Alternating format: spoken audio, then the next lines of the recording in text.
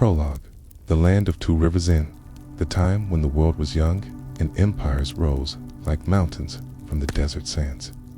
There existed a civilization that would echo through eternity.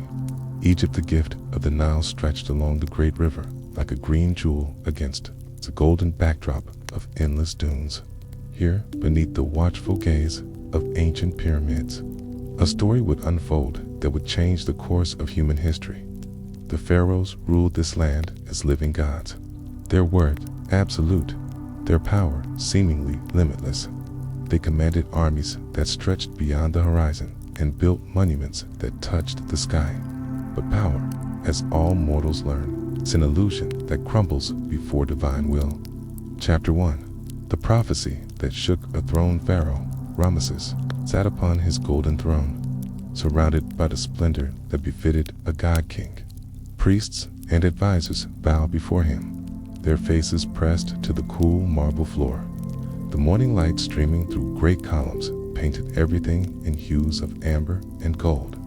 Yet, despite all this magnificence, the pharaoh's heart was troubled. The previous night, streams had been haunted by visions that left him restless and afraid. In his sleep, he had seen a great fire consuming his palace, his armies, his very kingdom. From this fire emerged a figure, a man whose face he could not see, but whose presence filled him with inexplicable dread. "Summon the high priest," Pharaoh commanded, his voice echoing through the vast throne room. The high priest, an ancient man whose knowledge of mysteries ran deep, approached with measured steps. His weathered hands held scrolls covered in hieroglyphs that spoke of ancient prophecies. "My lord," the priest began, his voice barely above a whisper. "There are whispers among the Hebrew slaves. They speak of one who will come, a deliverer, who will lead them from bondage. The signs in the stars suggest that this one may soon be born." Pharaoh's eyes narrowed. The Hebrews, descendants of Jacob, who had come to Egypt generations ago during a great famine, had multiplied beyond counting. What had once been a small tribe of 70 souls had become a nation within his nation. Their strength unnerved him. Their unity threatened him. "Then we must act," Pharaoh declared, rising from his throne. "If their prophecy speaks of a deliverer, we shall ensure no such child survives to challenge our reign." The decree went forth that very day, carried by swift messengers to every corner of the kingdom. All Hebrew boys born from that day forward were to be killed immediately. Pharaoh's soldiers would patrol the Hebrew quarters, and midwives would be watched to ensure compliance. The land that had once been a refuge for Jacob's children became a place of mourning and terror. Chapter 2. A mother's a tease in the darkness. In the Hebrew quarter of Memphis, where mud brick houses huddled together like frightened children, lived a woman named Ukived. She was the wife of Amram, a descendant of Levi, and already the mother of 2 children, Miriam, a bright girl of 7, and Harun, a boy of 3 with eyes that sparkled with intelligence and kindness. Ukived had lived through the gradual tightening of Pharaoh's grip on her people.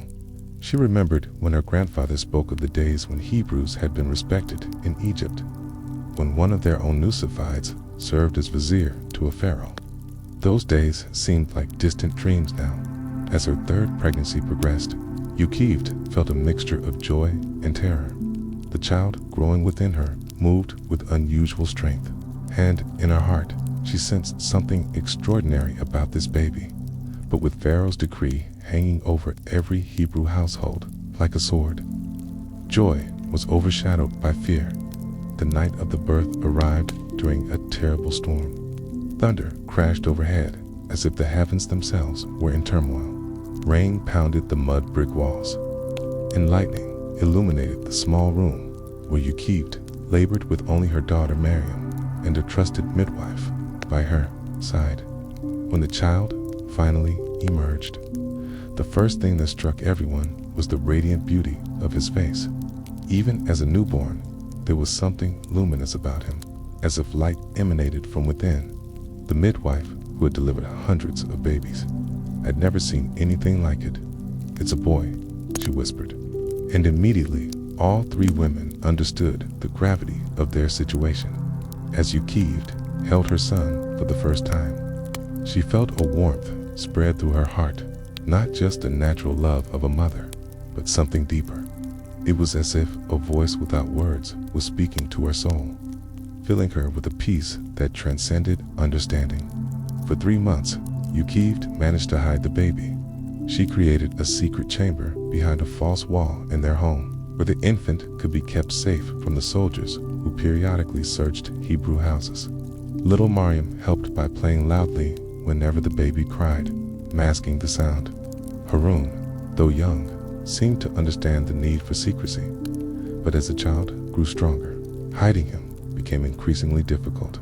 His cries grew louder, his movements more vigorous. Yukiv knew that discovery was inevitable. Then, one quiet morning, as she sat nursing her son, the divine inspiration came. It wasn't a voice she heard with her ears, but a certainty that filled her entire being. She knew with absolute clarity, what she must do. Chapter 3. The Basket of Hope, Working Through the Night. Yukived wove a basket from the strongest papyrus reeds she could find. Her fingers, guided by both skill and desperation, created something that would need to be both cradle and ark. She sealed every gap with tar and pitch, making it watertight. Then lined the interior with the softest cloth she owned. As dawn approached, she prepared her son for the most difficult journey any mother could imagine. She dressed him in simple clothes and wrapped him in a blanket that had been her own when she was a child. Before placing him in the basket, she held him close one last time. "My precious one," she whispered, tears streaming down her face. "I am giving you to Allah. He who created you will protect you. He who gave you this special light will guide your path." The baby looked up at her with eyes that seemed far too wise for an infant. And in that moment, Yukived felt the same divine peace that had sustained her through 3 months of hiding him. Mariam walked beside her mother as they made their way to the Nile in the pre-dawn darkness. The great river flowed silently, its surface like black glass reflecting the last stars of night. Here, where the water was deep and the current gentle, Yukived knelt at the river's edge. She placed the basket carefully in the water, her hands trembling as she released it. The current caught it immediately, and she watched as her heart floated away on the dark waters. "Follow him," she told Mariam. "Stay hidden, but watch where he goes, and remember Allah is with him."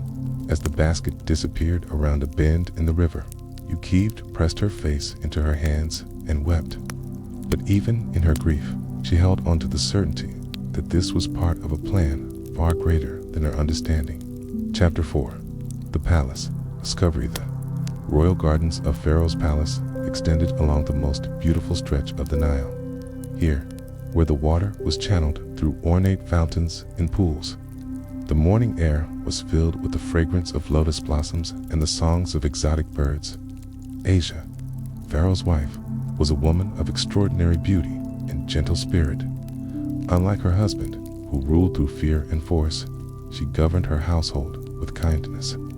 She had risen early to walk in her gardens, as was her custom, finding peace in the quiet hours before the palace awakened. As she strolled along the water's edge, something unusual caught her eye. A small basket was caught among the reeds, bobbing gently in the shallows. Curious, she called to her servants to retrieve it. When they lifted the basket from the water and opened it, gasps of amazement filled the morning air. Inside lay the most beautiful baby any of them had ever seen. His skin seemed to glow with an inner light, and when he opened his eyes and looked directly at Asia, she felt her heart melt completely. "This child is a gift from the gods," she breathed, lifting him carefully from the basket. The moment she held him, the baby stopped crying and settled peacefully in her arms, as if he knew he had found safety. Word of the discovery spread quickly through the palace. When Pharaoh was summoned to see what his wife had found, he arrived expecting some trinket or curiosity. Instead, he found Asia cradling an infant with an expression of pure maternal love.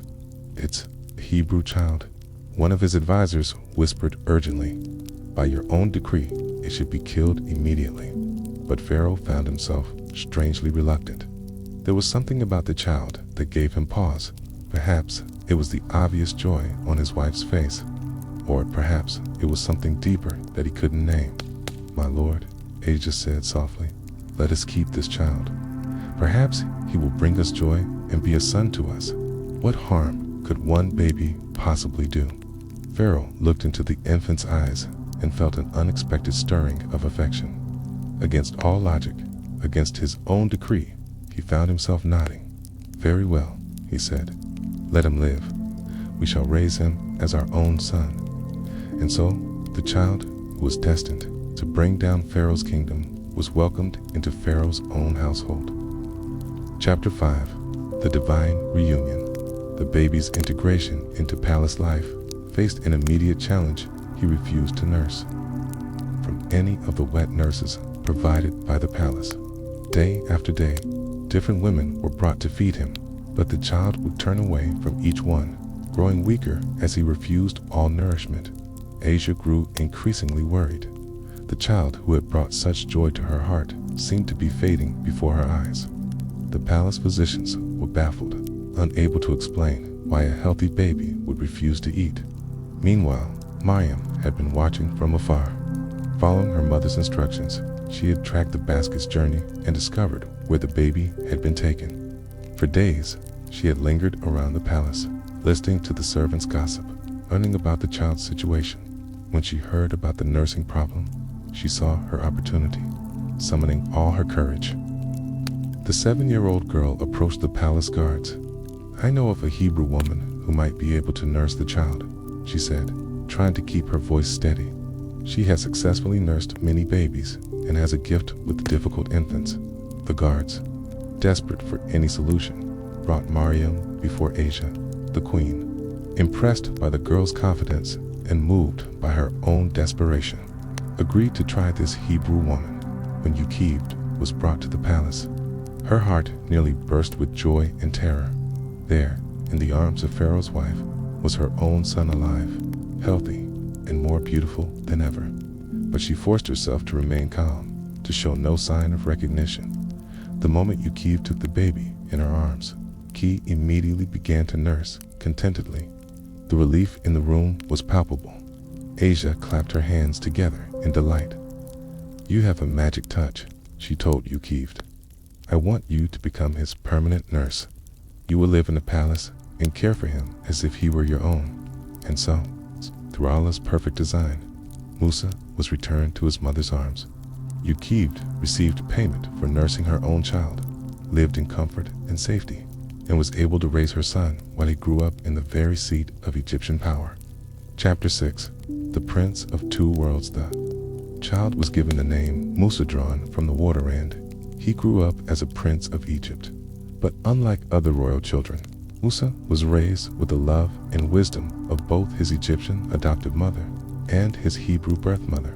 From Asia, he learned the arts of nobility, reading and writing, mathematics and astronomy, military strategy and statecraft. The princess loved him as her own son and ensured he received the finest education available in the ancient world. From Yukived, during their private moments together, he learned about his true heritage. She told him stories of his ancestors, of Ibrahim, who smashed the idols, of Yusuf, who had once ruled Egypt as a Hebrew, of the promises Allah had made to their people. Most importantly, she taught him about the one true God. Very different from the numerous deities worshipped in Egypt, as Musa grew from child to youth to young man, he found himself caught between two worlds. In the palace, he was Egyptian royalty, respected and admired by all who knew him. But in his heart, he carried the knowledge of his true identity in the suffering of his people. He would often slip away from the palace to walk among the Hebrew quarters, seeing firsthand the brutal conditions in which his people lived. He watched Hebrew men bent double under the weight of stones for Pharaoh's monuments. He saw children with the hollow eyes of perpetual hunger. He witnessed Egyptian taskmasters wielding whips with casual cruelty. These experiences created a deep conflict within him. How could he enjoy the luxuries of palace life while his people suffered? How could he call Pharaoh father when that same man oppressed his true family? Musa's internal struggle was noticed by those around him. Asia saw the sadness that sometimes clouded his eyes and attributed it to a sensitive nature. Pharaoh noticed his reluctance to participate in certain ceremonies honoring Egyptian gods, but dismissed it as youthful rebellion. Only Ukived understood the true source of his turmoil. "Be patient, my son," she would tell him during their quiet moments together. "Allah has a plan for you. Your heart is being prepared for something greater than you can imagine." Chapter 7. The Moment. Day that changed everything. Musa was 28 years old when the incident occurred that would forever alter the course of his life. He had been visiting the construction sites where Hebrew slaves labored under the scorching sun, a practice that had become routine for him despite the puzzled looks of his Egyptian companions. On this particular day, the heat was unbearable. The Hebrew workers moved like shadows of men, their strength sapped by exhaustion and malnutrition. Musa watched with growing anger as Egyptian overseers cracked whips over bent backs and shouted abuse at men old enough to be their grandfathers. Then saw something that made his blood boil. An Egyptian taskmaster, a cruel man known for his brutality, was savagely beating an elderly Hebrew who had collapsed from exhaustion. The old man was trying to shield his head with his arms while the Egyptian rained down blows with a wooden club. "Please," the Hebrew gasped. "I just need a moment to rest." Hebrew dogs don't rest while there's work to be done. The taskmaster snarled, raising his club for another strike. Something snapped inside Musa. All the years of watching injustice, all the suppressed rage at his people's suffering, all the frustration of living a love, erupted at once. "Stop," Musa commanded, striding forward with all the authority of his royal bearing. The taskmaster paused, recognizing the prince. "Your Highness," the slave was shirking his duties. "I'm teaching him proper respect for his betters." "I said stop," Musa repeated, his voice dangerously quiet. But the taskmaster, perhaps emboldened by Musa's known sympathy for the Hebrews, sneered. "With respect, Your Highness, you don't understand how to handle these animals. They respond only to force." He raised his club again, and Musa reacted instinctively. His fists connected with the Egyptian's jaw with all the force of his righteous anger. The man fell backward, his head striking a stone with a sickening crack. For a moment, time seemed suspended. The Hebrew workers stopped their labor. The fallen taskmaster lay motionless, blood pooling beneath his head. Musa knelt beside him, but it was too late. The man was dead. Looking around, Musa saw that only Hebrew workers had witnessed the incident. They stared at him with a mixture of gratitude and terror, understanding that they had just seen a prince of Egypt kill an Egyptian in defense of a Hebrew slave. "Bury him in the sand," Musa said quietly. "Tell no one what happened here." The workers quickly complied. But Musa knew that secrets in a slave community rarely stayed hidden for long. He had crossed a line from which there would be no return. Chapter 8. The Flight from Paradise. Word of the incident spread through the Hebrew community like wildfire. Some hailed Musa as a hero, the beginning of their deliverance. Others feared the terrible retribution that would surely follow. By the next day, the story had reached Egyptian ears as well. Musa knew his time was running out when he encountered two Hebrews fighting each other in the marketplace when he tried to intervene. One of them, a man known for collaborating with the Egyptians, snarled at him, "Who made you a ruler and judge over us? Do you plan to kill me as you killed the Egyptian yesterday?" The words hit Musa like a physical blow. If this man knew, then everyone knew. It was only a matter of time before word reached Pharaoh. That evening, Musa received confirmation of his fears. A loyal servant who had served in the palace since Musa's childhood came to him with tears in his eyes. "My lord," the old man whispered, "Pharaoh knows. The guards are coming for you tonight. He has decreed that you must die for your crime." Musa felt a strange mixture of grief and relief. Grief for the life he was leaving behind, Asia, who had loved him as a son, the comfort and security of the palace, the power to help his people from within the system, but also relief that the pretense was finally over, that he could stop living between two worlds. He gathered only the most essential supplies: water, food for the journey, and a staff that had been a gift from Asia. As he prepared to leave, he paused at the room where he had spent so many hours with Yukived. "I understand now," he whispered to the empty space. "This was always meant to happen. Allah is calling me to a different path under the cover of darkness." Musa slipped out of the palace that had been his home for 28 years. Behind him lay everything he had ever known. Ahead lay the vast unknown of the desert and an uncertain future. As he reached the outskirts of the city, he turned back one last time to look at the palace gleaming in the moonlight. Somewhere inside, Asia was probably weeping for the son she thought she had lost.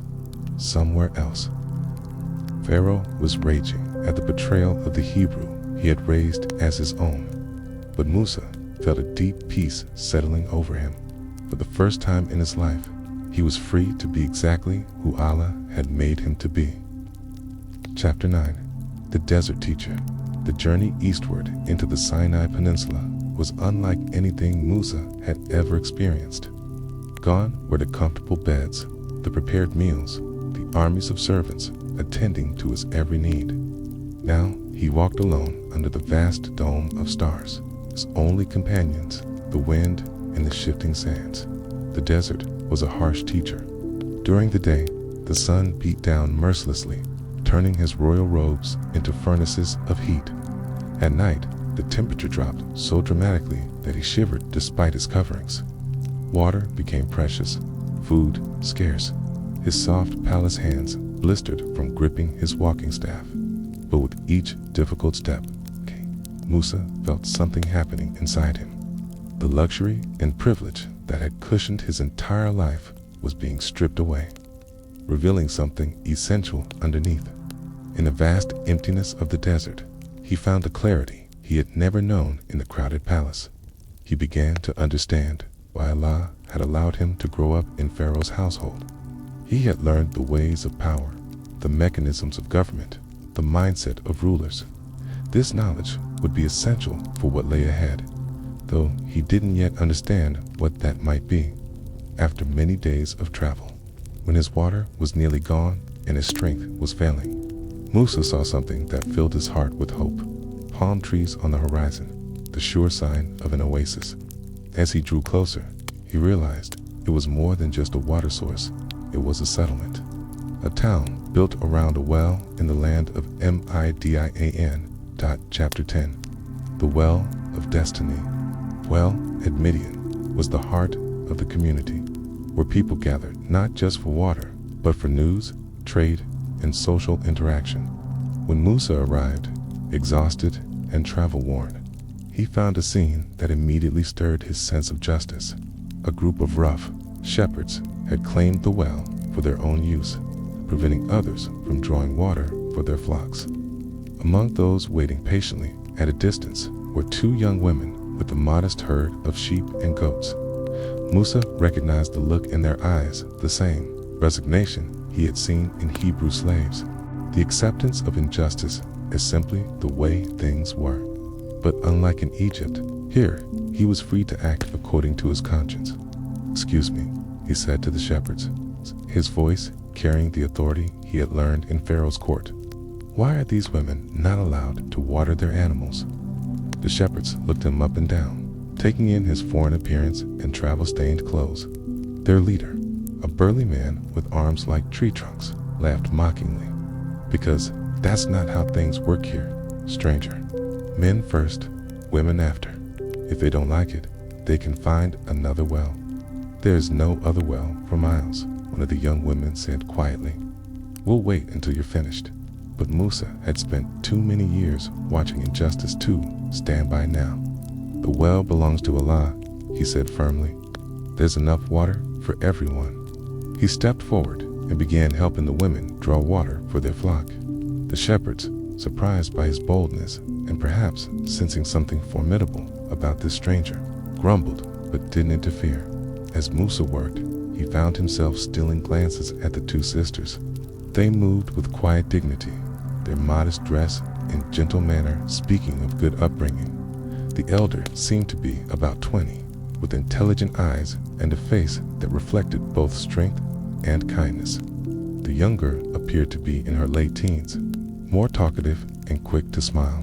When their animals had drunk their fill, the sisters approached Musa with gratitude. "Thank you for your kindness," the elder said. "I am Sapphira, and this is my sister Layla. You're not from around here, may we ask your name?" "I am Musa," he replied simply. "And you're right, I'm not from here. I'm traveling." Something in his tone suggested that his journey had not been entirely voluntary. But Sapphira was too polite to pry. Instead, she said, "Our father will want to thank you properly. Would you honor us by joining our family for a meal?" Musa hesitated.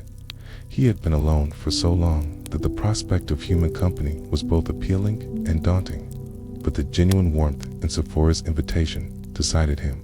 "I would be grateful for your hospitality," he said. Chapter 11. The prophets welcomed them. Home of Shu'ab sat on a hill overlooking the oasis, a simple but well-built structure that spoke of modest prosperity and careful stewardship. As the sisters led Musa up the winding path, he could see terraced gardens where vegetables and herbs grew in neat rows. Shu'ab himself was waiting in the courtyard when they arrived, having been alerted by neighbors who had witnessed the scene at the well. He was a man in his 60s, with a white beard and eyes that seemed to hold the wisdom of ages. There was something about his presence that immediately put Musa at ease's sense of deep peace and spiritual authority. "Welcome, traveler," Shu'ab said, rising to greet his unexpected guest. "My daughters tell me you showed kindness to them today. In our family, it's kindness to strangers is kindness to Allah himself." As they shared the evening meal, simple but delicious food served with genuine warmth, Musa found himself opening up in a way he hadn't expected. Perhaps it was Shu'aib's gentle questions, or perhaps it was simply the relief of being among people who treated him as a human being rather than a prince or fugitive. He told them about his background in Egypt, though he was careful not to reveal his royal upbringing or the specific circumstances of his flight. He spoke instead of his people's suffering, in his own sense of being, called to something he didn't yet understand.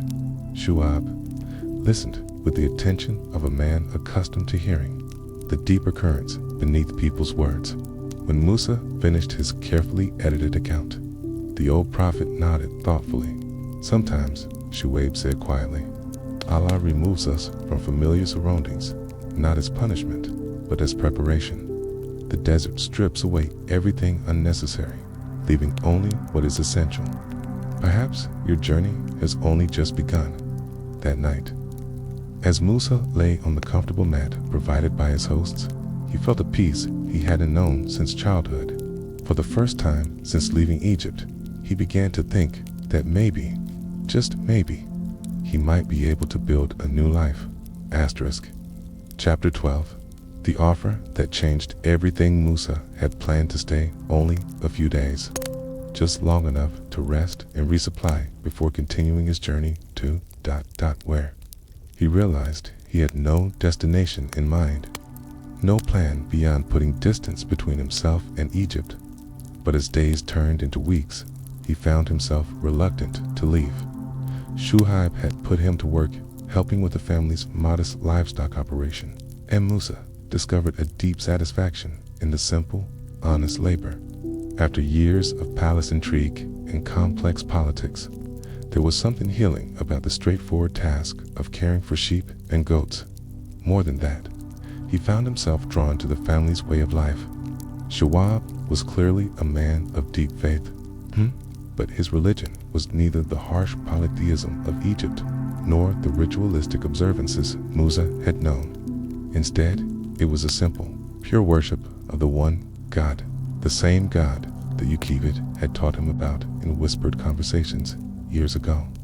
The prophet's daughters were remarkable young women, well-educated and thoughtful, yet modest and kind. Sapphira, in particular, impressed him with her intelligence and gentle wisdom. She could discuss theology and philosophy as easily as practical matters of running a household. One evening, as Musa helped Shuaib repair a section of fence damaged by wild animals, the old prophet made an unexpected proposal.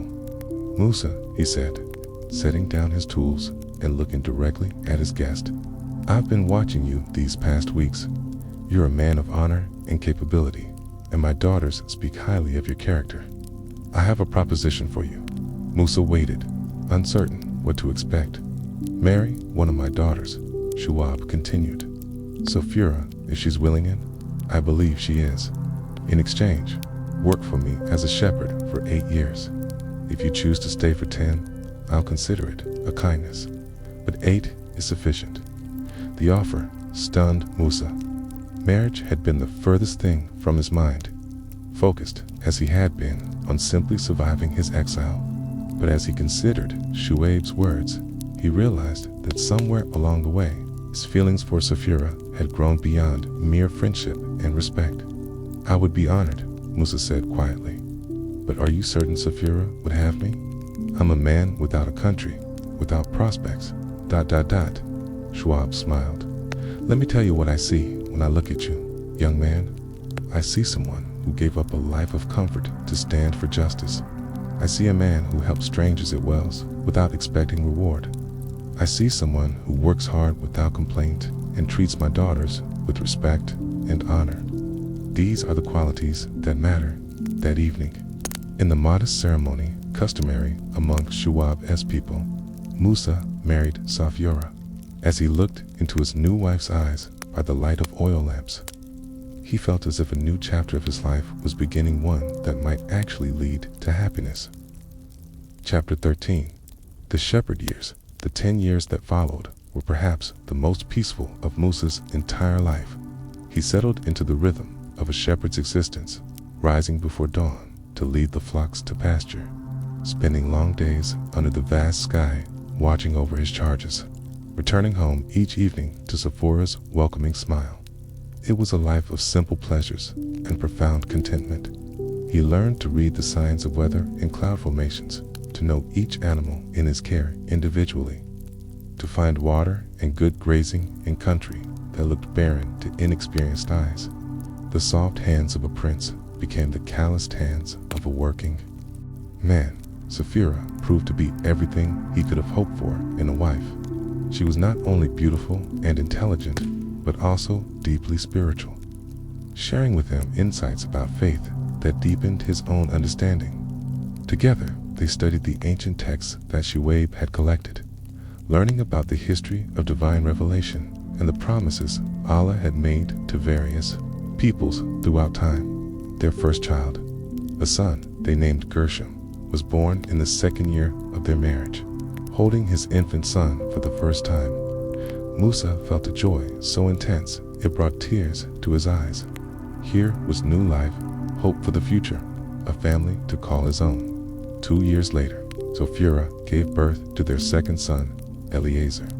The boys filled their home with laughter and gave Musa a sense of purpose beyond anything he had known in Egypt. He was no longer just surviving in exile, he was building a life, creating a legacy. But even in the midst of this domestic happiness, Musa sometimes found his thoughts turning back to Egypt. News occasionally reached Midian through traveling merchants, and what he heard troubled him deeply. The oppression of the Hebrews had grown worse, not better. New building projects demanded ever more slave labor.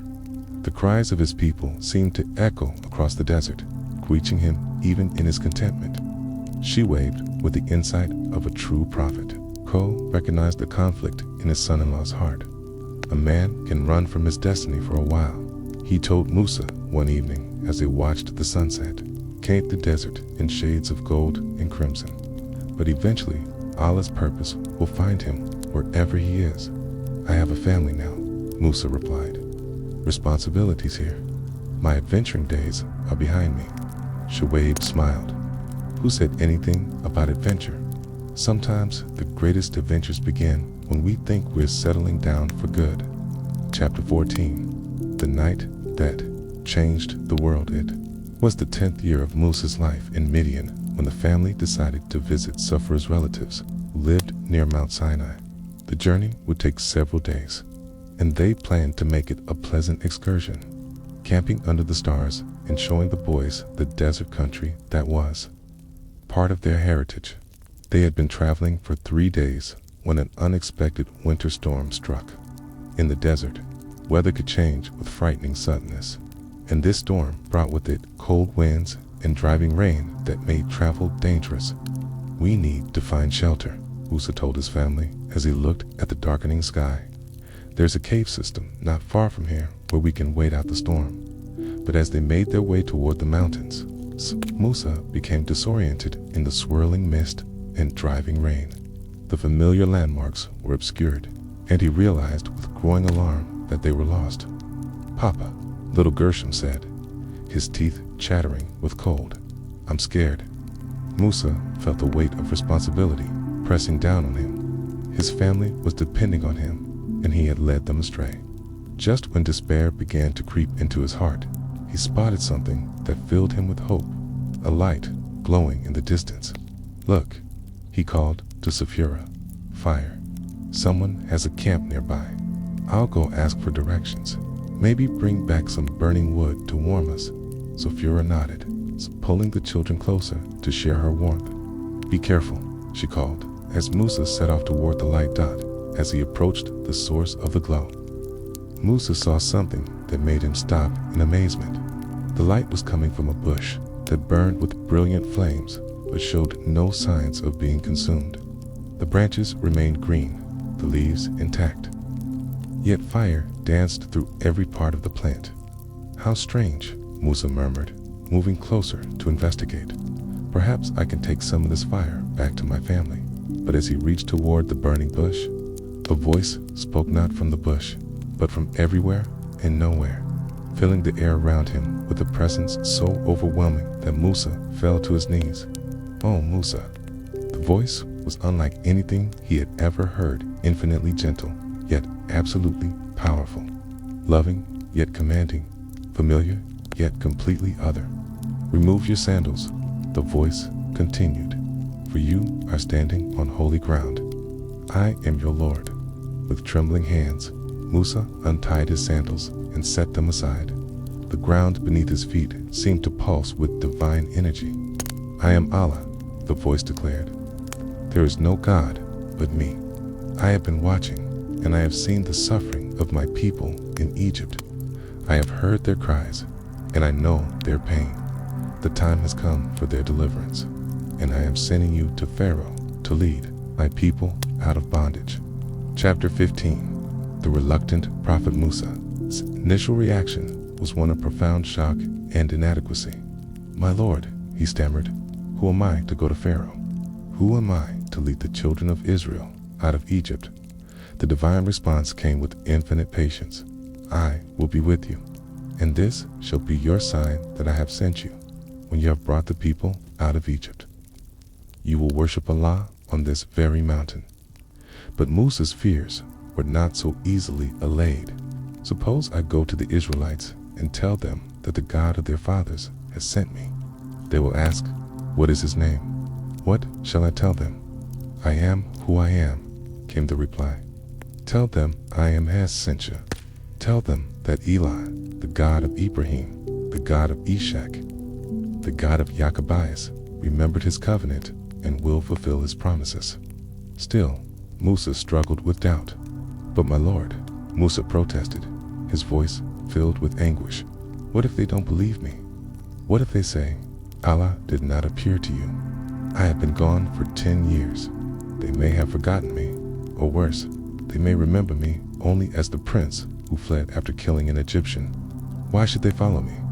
The response came not in words, but in a demonstration of divine power that would serve as proof of his mission. What is that in your hand?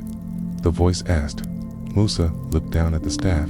He had been carrying the same simple shepherd's rod that had been his companion for 10 years in the desert. "A staff, my lord. Throw it on the ground." Musa obeyed, and immediately the wooden staff transformed into a massive serpent, its scales gleaming in the supernatural light, its eyes burning like coals. Terror seized him, and he stumbled backward. "Do not fear," the voice commanded. "Reach out and grasp it by the tail." Every instinct screamed against such an action. But Musa had learned obedience during his years in the desert. With a trembling hand, he reached toward the serpent. The moment his fingers touched it, it became a staff of good and ordinary wood, worn smooth by years of use. Double quotes, "Now place your hand inside your cloak." Again, Musa obeyed. When he withdrew his hand, it blazed with a brilliant white light, as if he held a piece of the sun itself. The radiance was so intense that it illuminated the entire mountainside, yet it caused him no pain. "Return your hand to your cloak." When Musa did so and withdrew it again, his hand had returned to normal, weathered and calloused from years of shepherding, but ordinary once more. "These are two of the signs I give you," the divine voice explained. "If they do not believe the first sign, they may believe the second. And if they believe neither of these signs nor listen to your voice, take some water from the Nile and pour it on the dry ground. The water will become blood upon the earth." But Musa's fears ran deeper than mere skepticism from his people. "Oh my Lord," he said, his voice breaking with emotion, "I am not eloquent. I have never been a man of words, neither in the past nor since you have spoken to your servant. I am slow of speech and tongue." The years in Pharaoh's palace seemed like a distant dream. The confident young prince who had commanded respect through his bearing and voice felt like a different person entirely. The desert had humbled him. The prospect of standing before the most powerful ruler on earth filled him with dread. "Who made man's mouth?" came the gentle but firm response. "Who makes him mute or deaf, seeing or blind?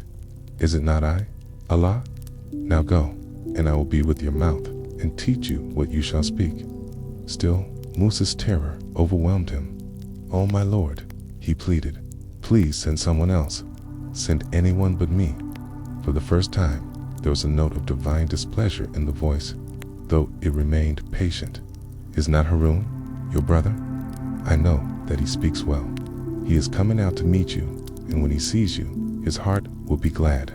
You shall speak to him and put words in his mouth, okay? And I will be with both your mouth and his mouth, and will teach you both what to do. He shall speak for you to the people, and he shall be your mouth, and you shall be as God to him." The divine presence began to fade, but the voice delivered one final instruction. "Take this staff in your hand, for with it you will perform the signs." Chapter 16. The Return to Family. When Musa returned to his family, they were huddled together against the cold, anxiously awaiting his return. The storm had passed, leaving the desert air crisp and clear under a canopy of brilliant stars. "Did you find help?" Sapphira asked, looking at her husband's face in the moonlight. Something had changed in his expression. There was a gravity there that hadn't been present when he left. Musa sat down beside his wife and pulled his sons close. For a long moment, he simply held them, memorizing the feeling of their small bodies warm against his own. "Sapphira," he said, finally, "I need to tell you something that will be difficult to hear over the next hour." As their son slept curled between them, Musa recounted everything that had happened at the burning bush. He spoke of the divine calling, the mission to Egypt, signs he had been given. Sapphira listened in silence, her face reflecting the struggle between faith and fear that was tearing at her own heart. Finally, she spoke. "I knew this day would come. Not exactly this, but something. You've never truly belonged to the desert, my love. Your heart has always been divided." "I don't want to leave you," Musa said, his voice thick with emotion. "These have been the happiest years of my life. You and the boys are everything to me, and you are everything to us." Sapphira replied, taking his face in her hands, which is why I know you must go. If Allah has called you, then to refuse would not only be disobedience to him, it would mean living the rest of your life knowing you abandoned your people in their hour of greatest need. They talked through the night, making plans for her to return to her father's house with the children while Musa undertook his mission. Both understood that they might never see each other again, that he might not survive what lay ahead as dawn broke over the desert, painting the sky in shades of rose and gold. Musa made his farewells. He held each of his sons, whispering blessings and promises to return. He embraced Sapphira, memorizing the scent of her hair, the feel of her arms around him. Remember, she told him as he prepared to leave, you are not the same man who fled Egypt 10 years ago. The desert has made you stronger, wiser, more patient, and now Allah himself walks with you. Chapter 17. The Brothers' Reunion. The journey back toward Egypt took Musa through familiar territory, but everything looked different now. Where once he had seen barren wasteland, Kay now recognized the subtle signs of life and possibility that the desert had taught him to perceive. His staff, now invested with divine power, felt different in his hand. Humming with potential energy, he was still several days from the Egyptian border when he encountered a traveler coming from the opposite direction. The man was elderly, his beard white with age, but he moved with the steady gait of someone accustomed to long journeys. As they drew closer to each other on the desert path, recognition dawned. Harun, Musa called out, hardly daring to believe his eyes. His brother, now over 30 years older than when Musa had last seen him, stopped in amazement. Musa, can it really be you? The brothers embraced with tears of joy and disbelief. Harun had aged well. His face was lined with wisdom and compassion, sparing that of a natural leader who had earned respect through service rather than birthright. What are you doing here? Musa asked. How did you know to come? Harun's eyes held a light that Musa recognized, the same divine inspiration that had brought him to the burning bush. I don't fully understand it myself, Harun admitted. For weeks, I felt compelled to travel in this direction. In my dreams, I kept seeing your face and hearing a voice telling me that my brother would return. Our mother, his voice caught. Our mother died 2 years ago, but her last words were about you. She said Allah would bring you back when the time was right. As they shared water and simple food, Musa told Harun about his experience at the burning bush, about the divine mission they had been given. To his relief, his brother received the account not with skepticism, but with growing excitement. I've been preparing for this all my life without knowing it, Harun said. In the years since you left, I've become something of a leader among our people. Not officially, the Egyptians would never allow that, but in matters of faith and community disputes, people come to me for guidance. I've been teaching them about the God of our fathers, keeping the old stories alive. And what about Pharaoh? Musa asked. The same one who, ... Harun shook his head. That Pharaoh died 7 years ago. His son rules Noah-Misses, the Great, they call him. He's even more ambitious than his father, building monuments that dwarf anything that came before. The oppression has grown worse. If that's possible, then the time is truly right, Musa said, feeling a sense of divine timing in everything that was unfolding. Chapter 18. The Land of Bondage. The Egypt that Musa and Harun entered was both familiar and shockingly changed. The basic geography remained the same, the life-giving Nile flowing between green banks while desert stretched endlessly on either side. But the scale of construction projects had grown beyond anything Musa remembered from his youth. Massive temples rose like man-made mountains, their walls covered with hieroglyphs proclaiming the divinity of Pharaoh. Statues taller than the pyramids depicted Ramesses in heroic poses, and everywhere the sound of construction filled the air, the ring of hammers on stone, the groaning of ropes under impossible loads, the crack of whips driving exhausted workers. Most heartbreaking of all were the Hebrew work gangs, Musa had remembered the oppression from his youth, but this surpassed his worst memories.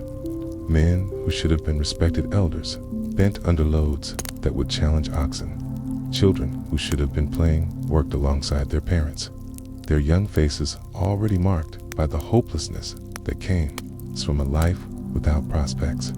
The brothers made their way first to the Hebrew settlements, where news of Musa's return spread like wildfire. The reaction was mixed. Some remembered him as the prince who had once shown them kindness. Others saw only the fugitive who had abandoned them after, bringing down Egyptian wrath. "You've been gone 10 years, one elder said bitterly. "Where were you when they doubled our work quotas? Where were you when they started taking our daughters for their temples?" But Harun's reputation and Musa's demonstration of the miraculous signs began to change minds. When Musa threw down his staff and it became a serpent, gasps of amazement filled the gathering. When he placed his hand in his cloak and withdrew it, blazing with light, some fell to their knees in recognition of divine power. "The God of our fathers has remembered us," Harun proclaimed to the growing crowd. "He has heard our cries and seen our affliction. The time of deliverance is at hand." An old woman pushed forward through the crowd, her eyes bright with tears. It was Maryam Musa's sister, now gray-haired, but still carrying herself with the dignity that had marked her even as a child. "I knew you would return," she said, embracing her brother. "Mother made me promise to tell Yushi, never stopped believing that Kala would send you back to free our people." Chapter 19. The Palace of Memory. The summons to appear before Pharaoh came sooner than expected. Word of the Hebrew brothers claiming divine authority had reached the palace within days, and Ramesses, curious about this development, commanded their immediate presence. Walking through the palace corridors was like stepping back through time for Musa. Here was the great hall where he had played as a child. There was the balcony where Asia had taught him to read. Every stone held memories of a life that now seemed to belong to someone else entirely. Servants and officials who had known him in his youth stared in amazement. The soft prince in silk robes had been replaced by a weather-beaten man in simple shepherd's clothing, but his bearing still carried unmistakable authority. "Make way for the royal refugees," called out the herald, his voice dripping with mockery. The throne room had been expanded since Musa's youth, a king, its ceiling raised to accommodate even more massive statues of the pharaoh.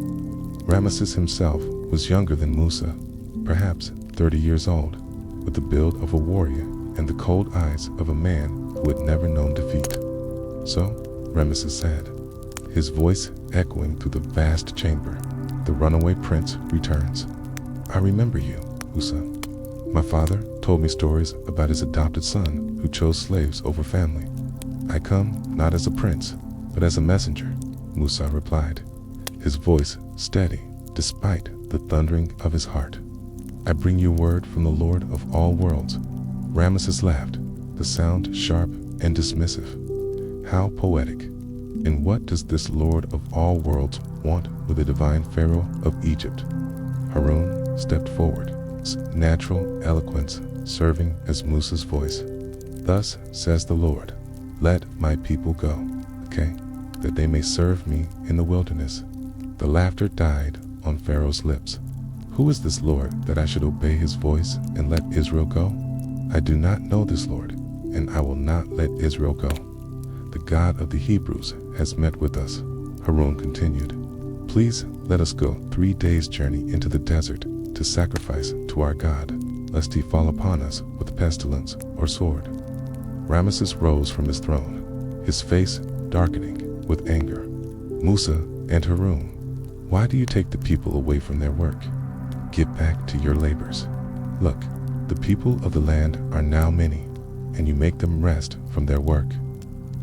Chapter 20. The tightening vise. That very day, Pharaoh issued a decree that made life even harder for the Hebrew slaves. Previously, straw had been provided for making bricks. Now the workers would have to gather their own straw while maintaining the same production quotas. "You are idle," Pharaoh declared when his taskmasters questioned the impossibility of the new requirements. That's why you say, "Let us go and sacrifice to our God. Let more work be laid on the men, so that they may labor and not regard false words." The reaction among the Hebrews was swift and bitter. Foremen beaten for failing to meet impossible quotas sought out Musa and Harun with accusations and anger. "May the Lord look on you and judge you," they cried. "You have made us odious in the sight of Pharaoh and his servants, putting a sword in their hand to kill us." The criticism cut Musa deeply. In trying to help his people, he had only made their suffering worse. That night, alone on a rooftop under the Egyptian stars, he poured out his anguish in prayer. "O Lord," he cried, "why have you brought trouble on this people? Why did you ever send me? Ever since I came to Pharaoh to speak in your name, he has brought trouble on these people, and you have not rescued your people at all." The divine response came not as a voice from heaven, but as a deep certainty that settled in his heart. "Now you will see what I will do to Pharaoh. Because of a mighty hand, he will let them go. Because of a mighty hand, he will drive them out of his land." Chapter 21. The contest of powers. The confrontation with Pharaoh came at Ramesses' own demand. "Perform a miracle," he challenged. "Show us this power your God supposedly gives you at Allah's instruction." Musa nodded to Harun, who threw down his staff before Pharaoh and all his court. The wooden rod immediately transformed into a massive serpent, its scales gleaming like polished bronze, its eyes burning with supernatural fire. But Pharaoh was prepared. "Bring forth my wise men and sorcerers," he commanded. The court magicians came forward with confidence, each carrying staffs of their own. Using the ancient arts of Egyptian magica, combination of illusion, sleight of hand, and demonic power, they threw down their implements, which also appeared to become serpents. For a moment, the floor of the throne room writhed with what seemed to be dozens of serpents. The court gasped and applauded, certain that their magicians had matched or exceeded the Hebrews' power. But then Harun's serpent began to move with purpose. One by one, it devoured every snake produced by the magicians, until only the single divine serpent remained. Then, before the astonished eyes of the entire court, it became a simple wooden staff once more. The effect on the magicians was immediate and profound. These men, who had spent their lives studying the occult arts, recognized the difference between their illusions and genuine divine power. One by one, they fell prostrate before the throne. "We believe in the Lord of Harun and Musa," they declared. Pharaoh's rage was terrible to behold.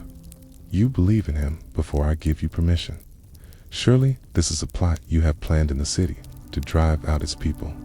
You will surely know which of us has the more severe and lasting punishment. We cannot prefer you over the clear signs that have come to us."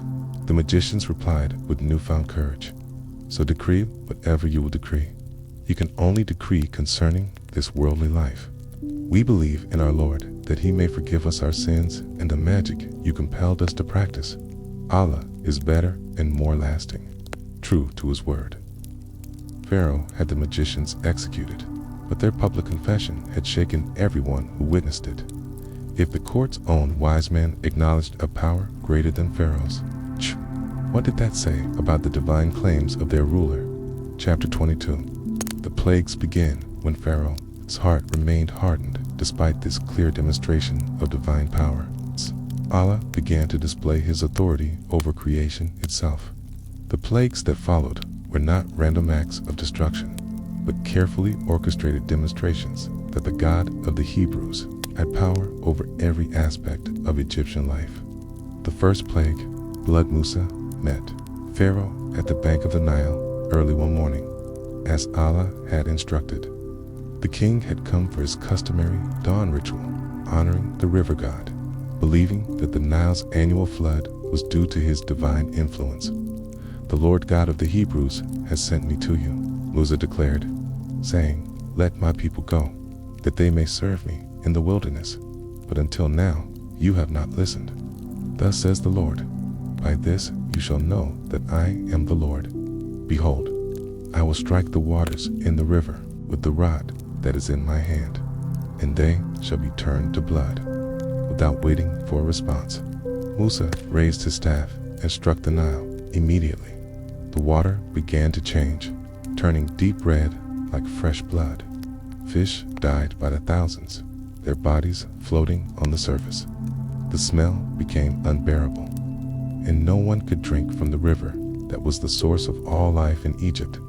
The plague affected not just the Great Nile, but every body of water in Egypt's streams, pools, even water stored in wooden vessels and stone jars. For 7 days, the Egyptians dug desperately along the riverbank, trying to find clean water that had filtered through the earth.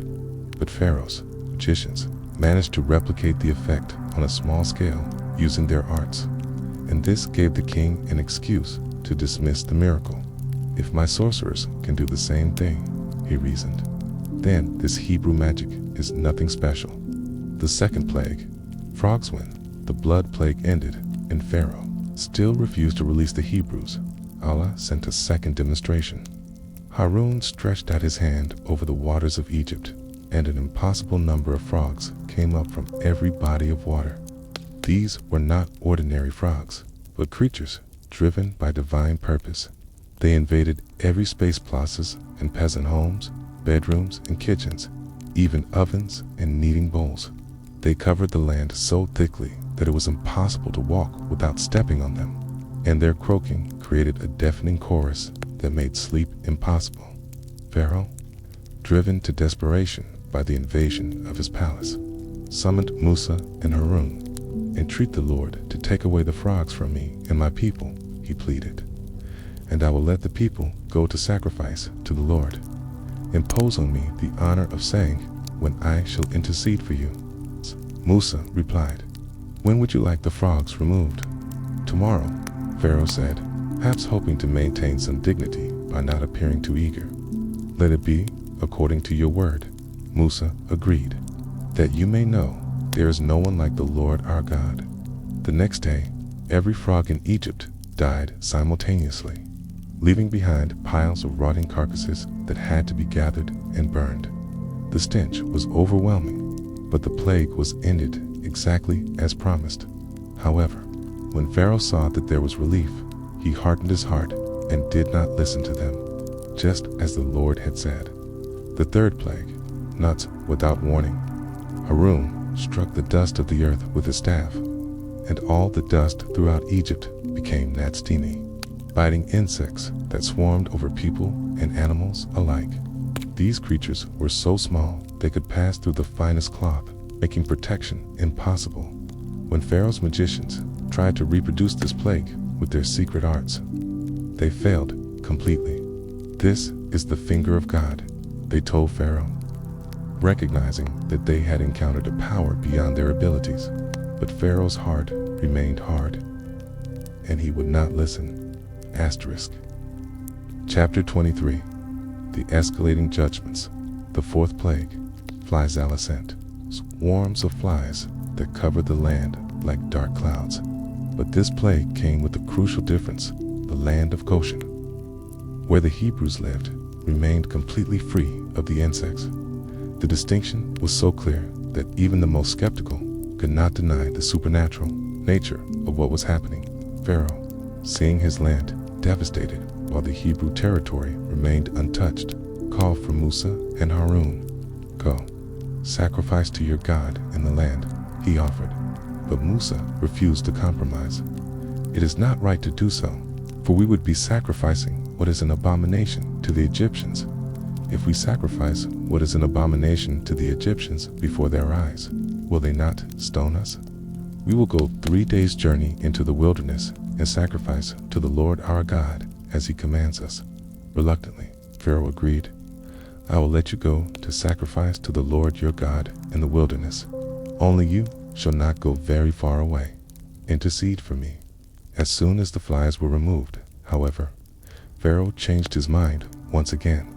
The fifth plague, livestock disease, severe pestilence struck all the livestock of Egypt's horses, donkeys, camels, cattle, sheep, and goats. But again, not a single animal belonging to the Israelites died. The economic impact was devastating, as Egypt's wealth was largely built on agriculture and animal husbandry. The sixth plague, Musa took handfuls of soot from a furnace and threw it into the air in Pharaoh's presence. It became fine dust that settled over all Egypt, causing painful boils to break out on people and animals throughout the land. Even Pharaoh's magicians could not stand before Musa because of the boils, as they were afflicted along with everyone else. The seventh plague, hail. Thus says the Lord God of Israel. Musa warned Pharaoh, tomorrow, about this time, I will cause very heavy hail to rain down, such as has not been in Egypt since its founding until now. Therefore, send quickly and gather your livestock and all that you have in the field. For the hail shall come down on every man and every animal which is found in the field and is not brought home, and they shall die. Some of Pharaoh's servants, by now convinced of the Hebrew God's power, hurried to bring their people and livestock under cover. Others, still loyal to Pharaoh, left their property in the fields. The hailstorm that followed was unlike anything in recorded history. Stones the size of a man's fist fell from the sky, accompanied by fire that ran along the ground. The destruction was complete: crops flattened, trees broken, animals killed, people injured or killed if caught in the open. But in Goshen, where the children of Israel lived, there was no hail this time. Pharaoh's response seemed genuine. I have sinned this time. The Lord is righteous, and my people and I are wicked. Entreat the Lord, that there may be no more mighty thundering and hail, for it is enough. I will let you go, and you shall stay no longer. But again, when the immediate crisis passed, his heart hardened. Chapter 24. The darkening sky, the eighth plague, locust before sending the locusts. Allah instructed Musa to offer Pharaoh one final warning. Even Pharaoh's own officials were beginning to question their king's stubbornness. How long shall this man be a snare to us? They pleaded with Pharaoh, let the men go, that they may serve the Lord their God. Do you not yet know that Egypt is destroyed? Pharaoh summoned Musa and Harun once more. Go, serve the Lord your God. Who are the ones that are going? We will go with our young and our old, Musa replied, with our sons and our daughters. With our flocks and our herds we will go, for we must hold a feast to the Lord. Not so. Pharaoh responded angrily. Go now, you who are men, and serve the Lord, for that is what you desired. The compromise was unacceptable. When Musa stretched out his staff over Egypt, an east wind began to blow. All that day and night, the wind brought locusts in numbers that defied imagination. They covered the surface of the whole earth so that the land was darkened. They ate every herb and every fruit that the hail had left, till nothing green remained, a tree, not a plant, nothing throughout all Egypt. Again, Pharaoh called for Musa and Harun in haste. I have sinned against the Lord your God and against you. Now therefore, please forgive my sin only this once, and entreat the Lord your God, if he may take away from me this death only. The locusts were removed by a strong west wind that carried them into the Red Sea. But Pharaoh's heart remained unchanged. The ninth plague, darkness. The plague of darkness was perhaps the most terrifying of all. It was not merely the absence of light, but a supernatural darkness so thick it could be felt, a darkness that extinguished lamps and torches, that seemed to press against people like a physical weight. For 3 days, the Egyptians could not see each other or move from their places. The psychological impact was devastating in a culture that worshipped the sun, Ra. If their supreme deity could be overcome by this Hebrew God, what hope did they have? But in all the dwellings of the children of Israel, there was light. Pharaoh called to Musa one final time. Go, serve the Lord. Only let your flocks and your herds be kept back. Let your little ones also go with you. You must also give us sacrifices and burnt offerings." Musa replied, "That we may sacrifice to the Lord our God. Our livestock also shall go with us. Not a hoof shall be left behind, for we must take some of them to serve the Lord our God." Pharaoh's final answer revealed the complete hardening of his heart. "Get away from me. Take heed to yourself and see my face no more. For in the day you see my face, you shall die." "You have spoken well," Musa replied. "I will never see your face again." Chapter 25. The Night of Deliverance before the final plague. Allah gave detailed instructions to Musa for a ceremony that would mark the beginning of a new era for the Hebrew people.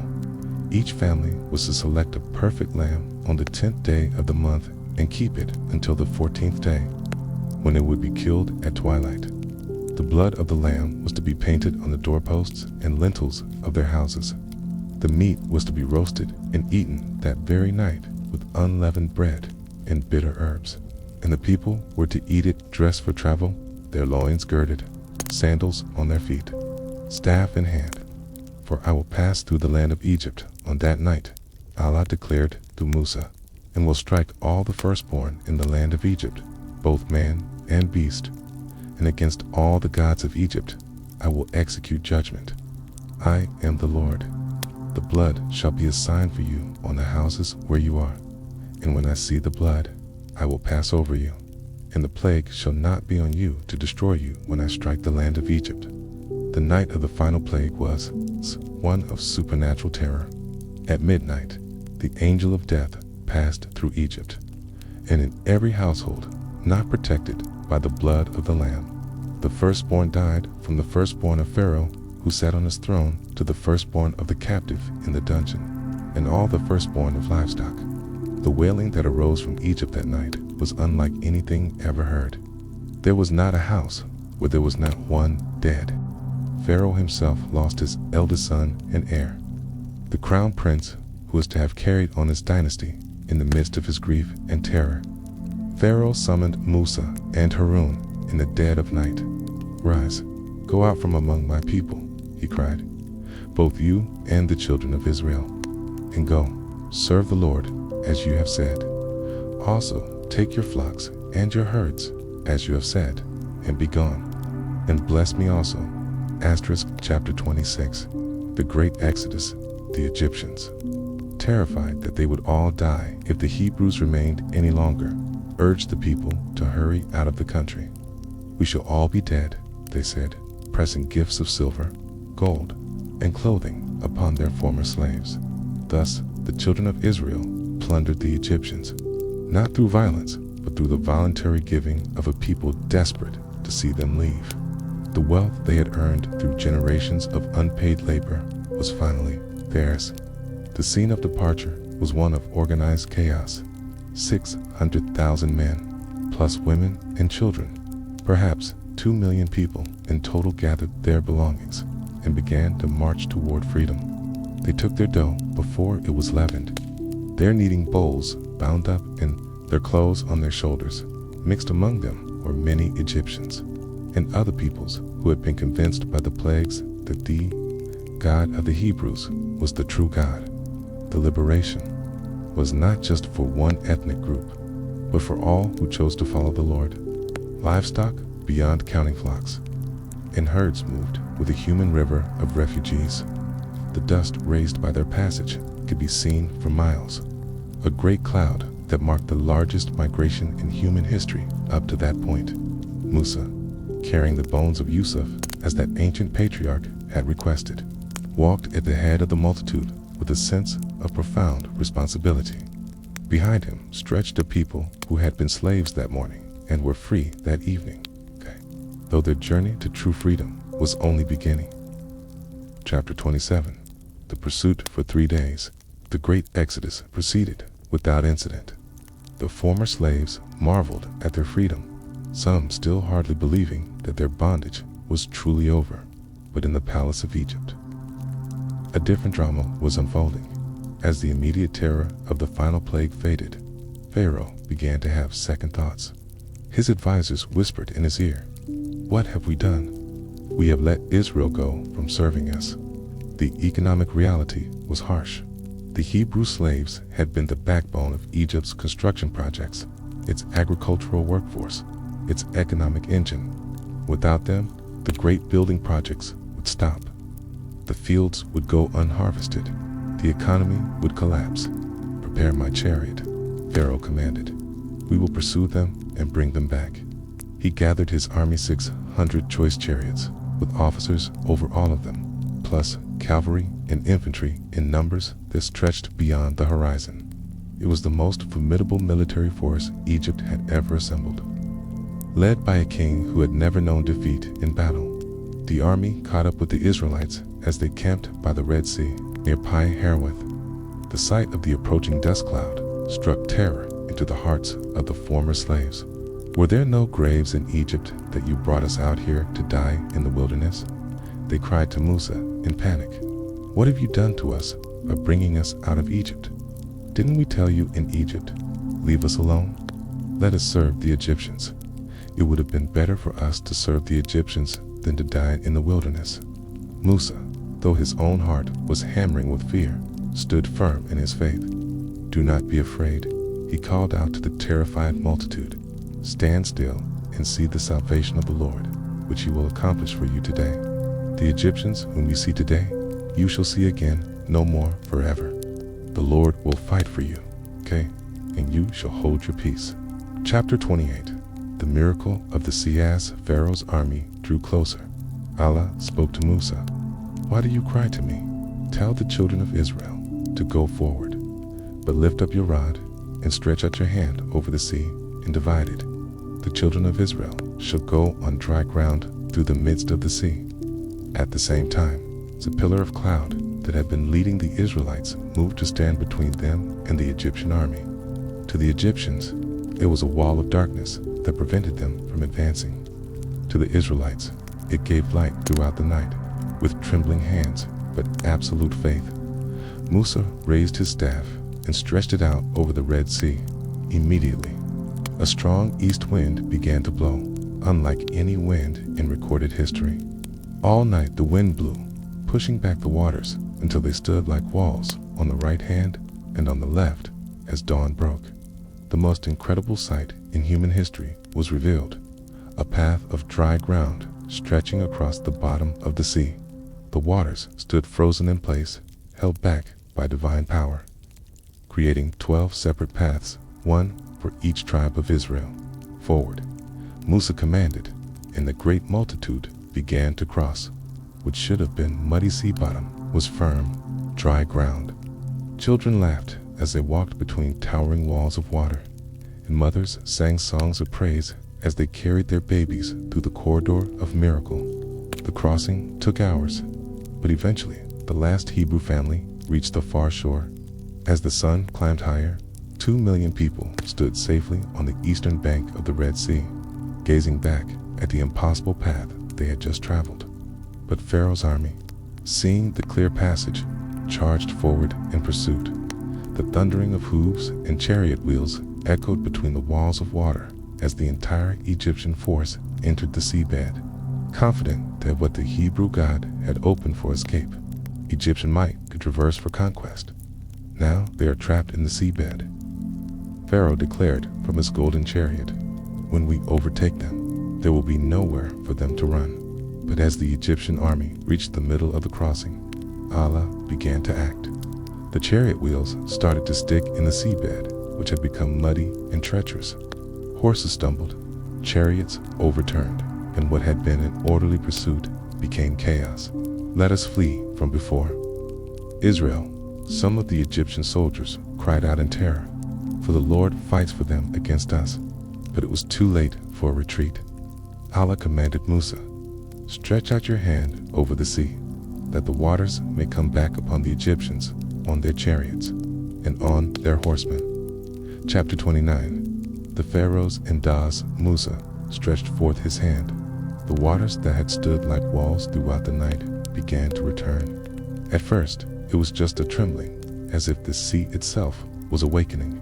Then, with a roar that shook the earth, the walls of water collapsed inward in those final moments. As the crushing weight of the Red Sea bore down upon him, Pharaoh experienced a moment of absolute clarity. All his life he had claimed to be divine, had demanded worship as a god, had declared his power absolute. Now, faced with the true power of the universe, his pretensions crumbled like sand. "I believe," he cried out as the waters closed over his head. "There is no God but the one in whom the children of Israel believe. I am of those who submit." But his declaration came too late. The voice of divine justice spoke through the rushing waters. "Now you believe. When you have disobeyed before and were of the corrupters, this day we shall preserve your body, so that you may be a sign for those who come after you." Though many people are heedless of our signs, the entire Egyptian army, every chariot, every horse, every soldier, was swallowed by the returning sea. Not one survived to tell the tale of their defeat. The same waters that had been a wall of protection for Israel became an instrument of judgment upon their oppressors. When the sea had settled and its surface was calm once more, the Israelites could see Egyptian bodies washing up on the shore, proof that their enemies were truly gone forever. The most powerful military force in the known world had been destroyed in a single moment by the power of Allah. Chapter 30. The Song of Victory, standing on the shore of the Red Sea, with the evidence of their miraculous deliverance spread before them. The children of Israel burst into spontaneous celebration. Musa led them in a song that would be remembered for generations. "I will sing to the Lord, for he has triumphed gloriously. The horse and its rider he has thrown into the sea. The Lord is my strength and song, and he has become my salvation. He is my God, and I will praise him, my father's God, and I will exalt him." The song continued, recounting the mighty deeds they had witnessed. "The Lord is a warrior. The Lord is his name. Pharaoh's chariots and his army he has cast into the sea. His chosen captains also are drowned in the Red Sea. The depths have covered them. They sank to the bottom like a stone." Miriam, the prophetess, took a tambourine in her hand, and all the women followed her with tambourines and dancing. The celebration was unlike anything the world had ever seen, an entire nation rejoicing in their freedom, their voices raised in gratitude to the God who had delivered them. But even in the midst of celebration, Musa knew that their journey was far from over. They had been delivered from Egypt, but they had not yet reached the promised land. The desert stretched before them, vast and challenging, and the people who had been slaves all their lives would need to learn how to be a free nation under God's law. Chapter 31. The bitter waters, 3 days into the wilderness. The celebration gave way to more practical concerns. The water they had brought from Egypt was running low, and the desert sun was merciless. When they finally found water at a place called Marah, their joy turned to disappointment. The water was too bitter to drink. "What shall we drink?" The people complained to Musa, their mood shifting with the speed that would characterize their wilderness years. Musa cried out to the Lord. Allah showed him a tree. When he cast it into the waters, they became sweet and drinkable. It was a small miracle compared to the parting of the Red Sea, but no less necessary for their survival. If you diligently heed the voice of the Lord your God and do what is right in his sight, Allah promised through Musa, give ear to his commandments and keep all his statutes. I will put none of the diseases on you which I have brought on the Egyptians, for I am the Lord who heals you. Chapter 32. The bread from heaven.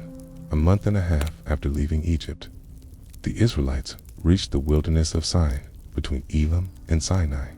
Here, faced with the reality of feeding 2 million people in a barren desert, they began to grumble again. That we had died by the hand of the Lord in the land of Egypt, they complained bitterly.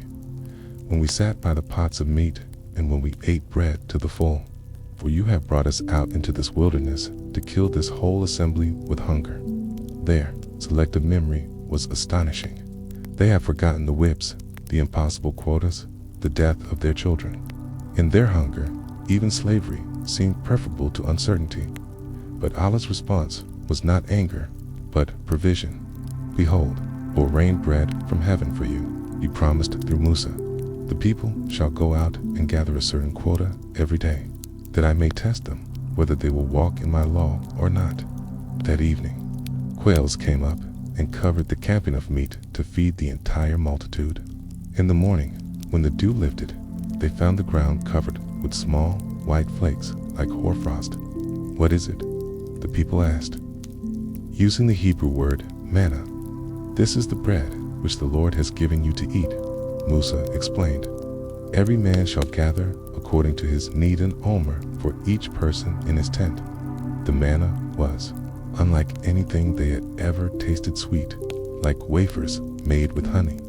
It appeared every morning except the Sabbath, and it was perfectly sufficient for their needs. Those who gathered much had nothing left over. Those who gathered little had no lack.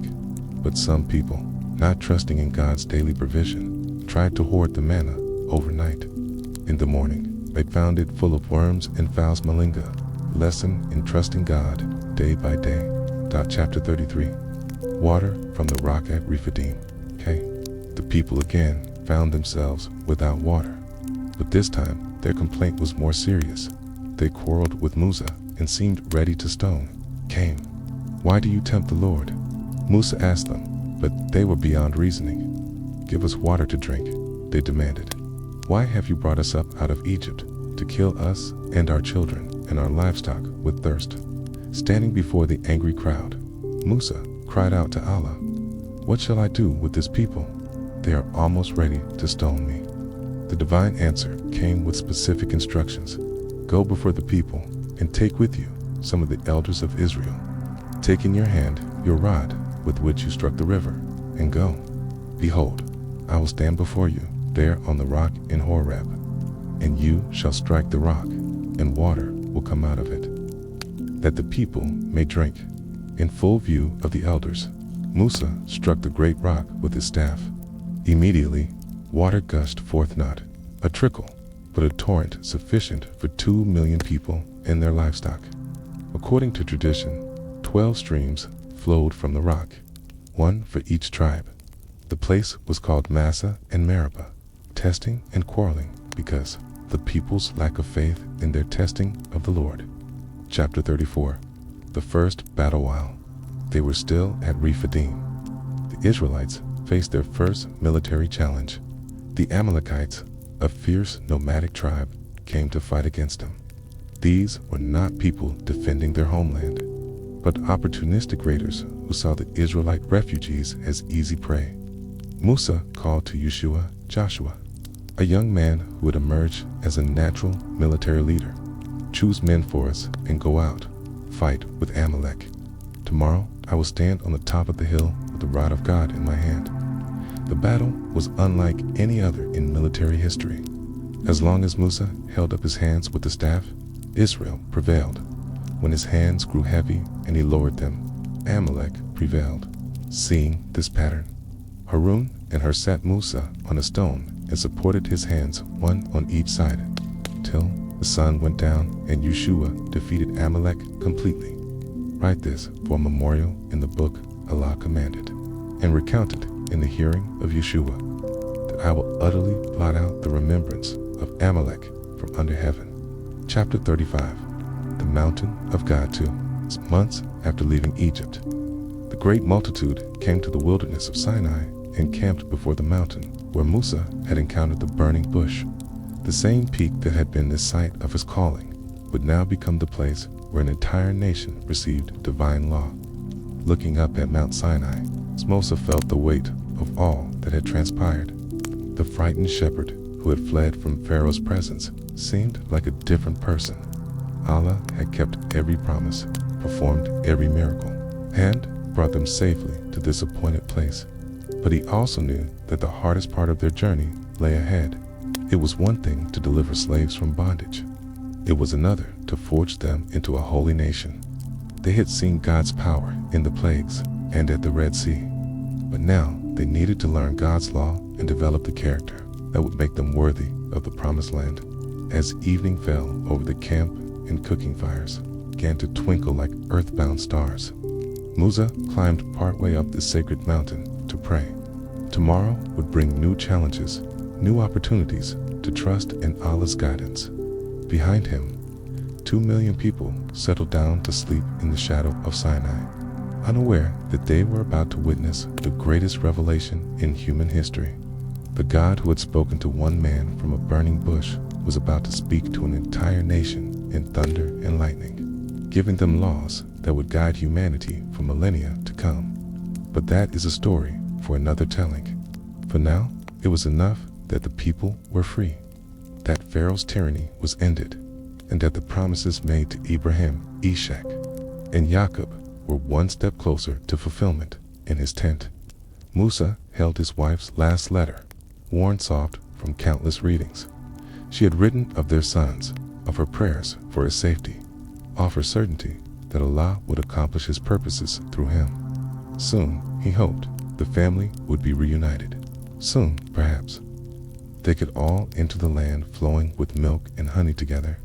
The stars wheeled overhead in their ancient patterns, and the desert wind carried the sounds of a nation settling into rest. In the morning, their education as God's chosen people would continue, but for tonight, it was enough to be free.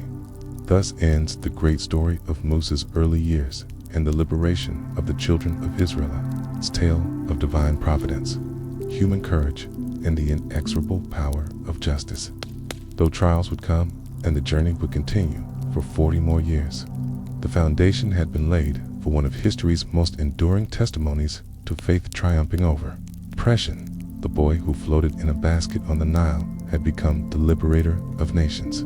The prince who fled in shame had returned as a prophet of God, and the slaves who had cried out in their bondage had become a free people, carrying within them the light of divine law that would illuminate the world in every generation. The story of Musa reminds us that no tyranny is permanent, no injustice eternal, and no cry for freedom goes unheard by the one who created us all.